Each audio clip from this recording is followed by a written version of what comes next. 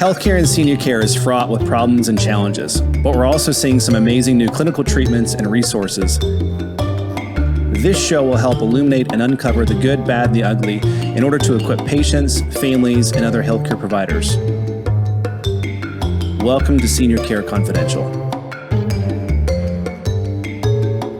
Good afternoon. Hello, Brian. How are you doing? Hello, Joe. Fantastic. Good. Is it hot today? It is, yeah. I know. Just enjoying that Texas summer heat.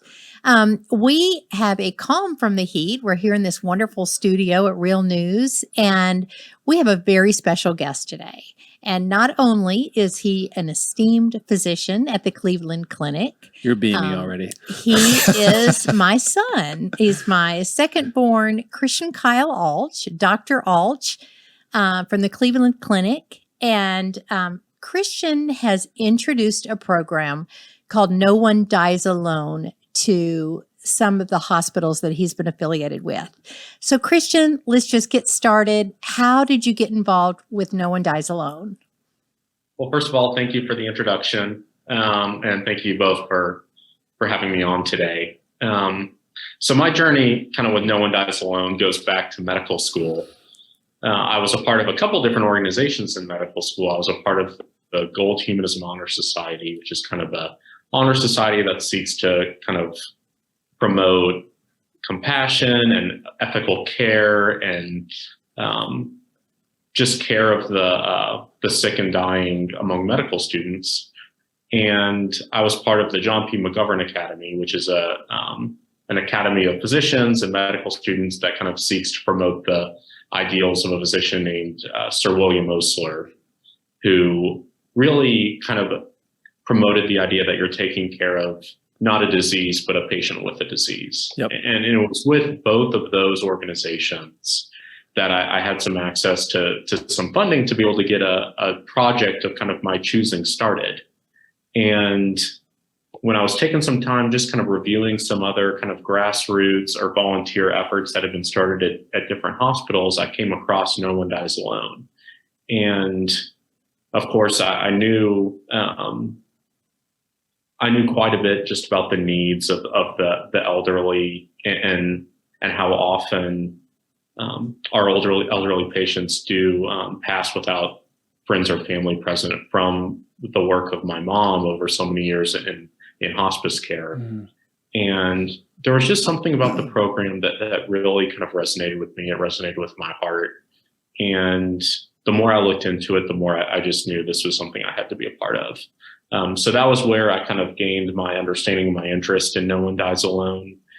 And it was just really amazing seeing how any possible barrier to getting it going just seemed to kind of fall away, because it meant so much to everyone I came in contact with in the hospital to get something like this going. So you had to go recruit yourself? 2018. Go ahead. You had to go recruit yourself for volunteers for this project? I did. So when I was a medical student, I did this my senior year of medical school, so it would have been 2017, 2018. One thing that we had a pretty robust kind of activity in is a Facebook group. And I knew that medical students, nursing students, PT students had a lot of free time on their hands, maybe had the enthusiasm to be able to take part in something like this. One thing that there's a lot of literature on is a lot of times the first patient care experience or experience that medical students in particular have with another person is actually the cadaver lab. And there's literature that shows that's actually when the dehumanization of medicine starts, because you're already learning not from an actual person, but from a body. And kind of with that, there's just a lot of momentum in trying to get younger medical students at the bedside, speaking with patients, getting to know patients. And there's a real need and a real desire for first and second years, when they're just kind of knee deep in textbooks and tests, et cetera, to get some experience just sitting and caring for another person. Just to reframe that versus going gross anatomy first. Well, Yeah, and I'll exactly. say, and when I was at nursing school, we had maybe half a paragraph on hospice and palliative care, and that was back in the 90s. But had I had an opportunity like this, When I sit with a dying patient, I learn so much that there's always something that the nurse or doctor or caregiver gets, family. There's something you learn in that process. And just having that opportunity in school would have been so valuable to me, as a nurse later on. So I just love this. How did the medical students that got involved, what did they get out of these volunteer hours?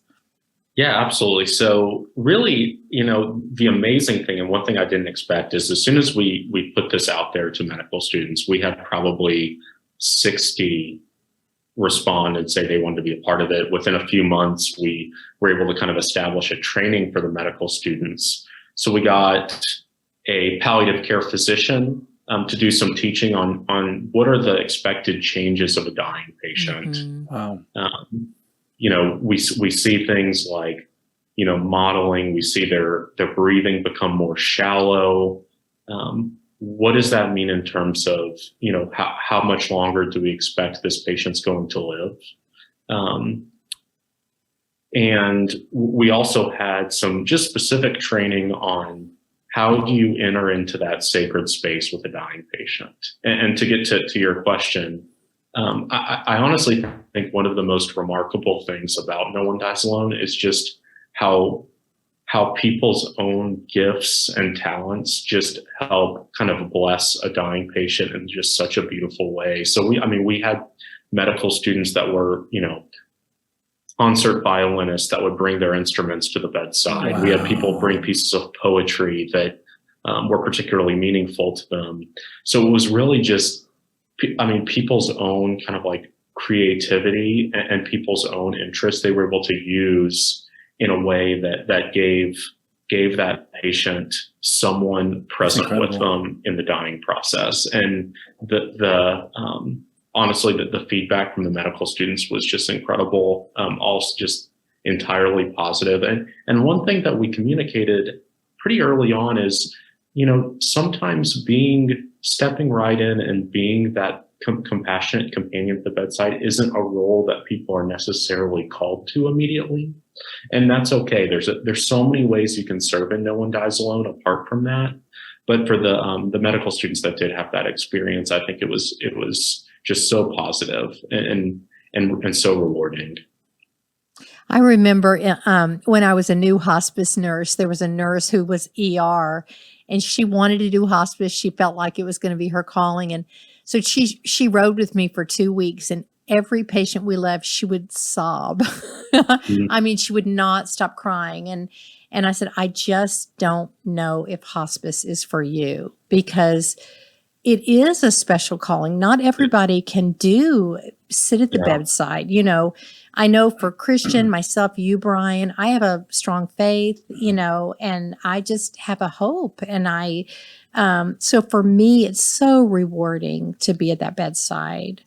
So Christian, tell us, if there is somebody listening that wants to get No One Dies Alone started at their institution, what do they do?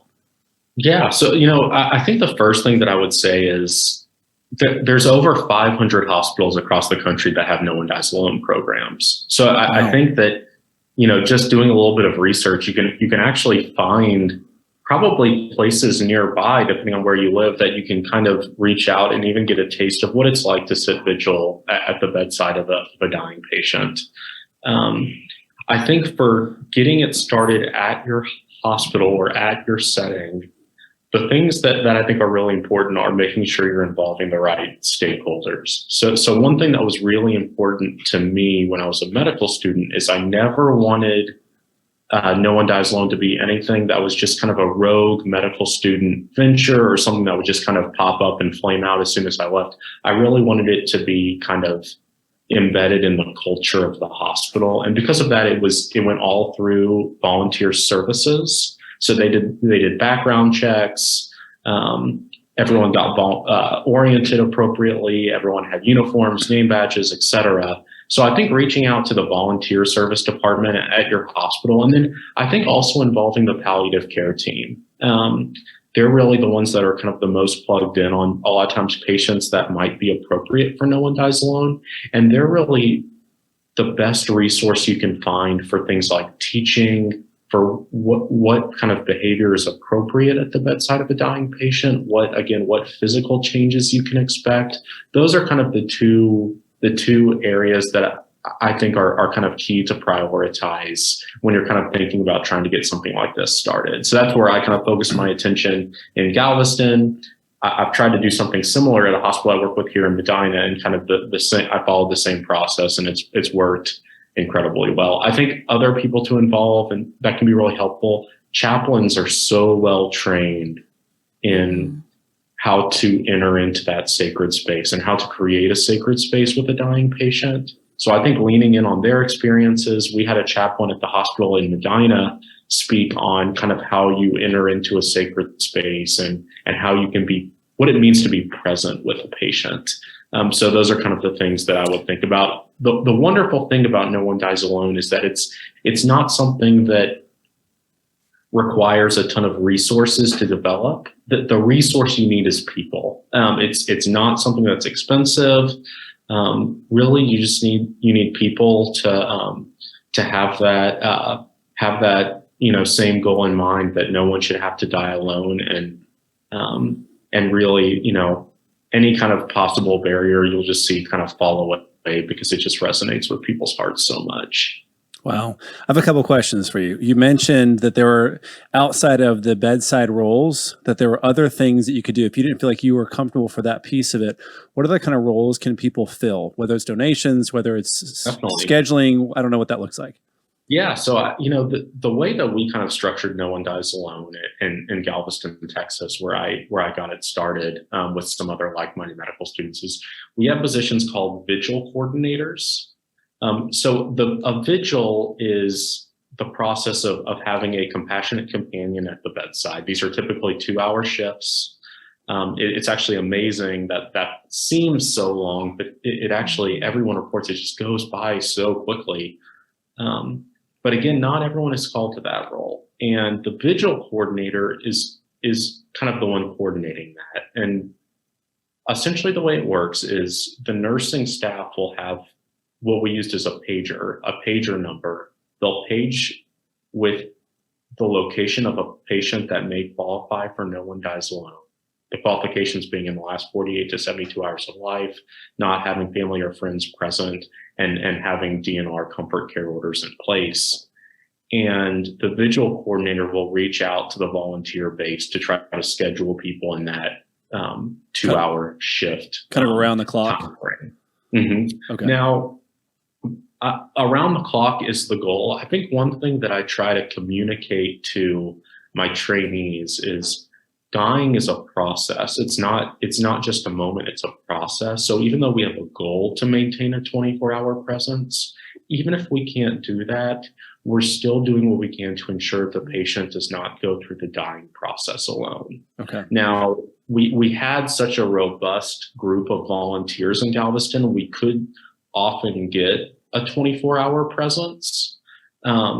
But again, the goal in mind is that no one should have to go through the dying process alone. Yeah. And that's really what the role of the vigil coordinator is. There's other things that we found very helpful. We had a nurse champion in Galveston that she just took it on herself to go to the nursing floors just to do teaching with the nursing staffs on what No One Dies Alone is and what it can offer. Okay. Because the nursing staff is really the gatekeeper for who we can actually go in and see. They're the ones that see the patients every day. They're the ones that know what orders are in. They know which patients are passing. So they're really the ones that we depend on to reach out, to communicate with us. So again, there's other roles people can play in No One Dies Alone apart from just being that vigil presence. And that's something we always try to reinforce. Okay. And because I've never done this before, I know both of you guys have. When you mentioned that, how to enter and how to kind of be present in that, what you define it as a sacred space for like me as a family member. I haven't lost a close family member yet, but as we go through these experiences in life, what would that look like? What's a proper, I guess, etiquette maybe with the right term to use for that? Yeah, that's a great question. So one thing that we always go through is, just there's obviously protocol. We will have, just kind of starting out, when you get a an email saying, hey, we have a patient that meets no one dies alone criteria. Would you be willing to do a shift? We'll have just kind of verbal read back communication with our volunteers. They'll call the nursing staff and say, hey, I'm coming to sit vigil at the bedside of this patient for this time. They'll go straight to the desk. And by that point, they'll already know, are there any precautions in place? Obviously, you step in, hand washing, just kind of standard precautions. And one thing that I always encourage my volunteers to do is when you first get to the bedside, hold the patient's hand and say, hello, my name is Christian Alch. I'm a volunteer. I'm here to sit at your bedside with you. And just to have that introduction to the patient, just to already kind of establish that that relationship between the volunteer and the patient. Just at that point, just two humans. Well, and I think, and I've heard speakers over the years say it is just as hard for them to say goodbye as it is for us to tell them goodbye. And so there are a lot of times they're afraid, and just holding their hand. I've had patients just squeeze my hand, and it's so sweet, and I just squeeze it right back. And just being there, being present.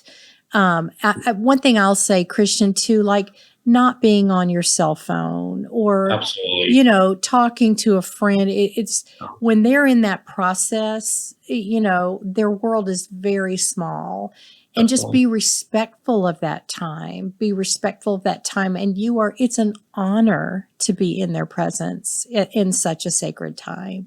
And one thing that I try to communicate to my volunteers is a lot of times we frame it in terms of trying to create a sacred space, but it already is a sacred space. What we're doing is we're entering a sacred space. Okay. So absolutely, no cell phones, things like that. You're entering into a sacred moment with that patient. So things that I say, people sometimes can play music. That's a healing, just a comforting thing for patients to hear. Holding their hand, telling stories to patients, just sharing a little bit of your life. Some of my volunteers like to have poetry, literature, scriptures that may be meaningful to them to read over the patient. And then again, playing music. But one thing that I found is a lot of times just kind of sharing stories with the patient and always just kind of giving them that reassurance of, I just want you to know that I'm here with you, that you do not have to die alone.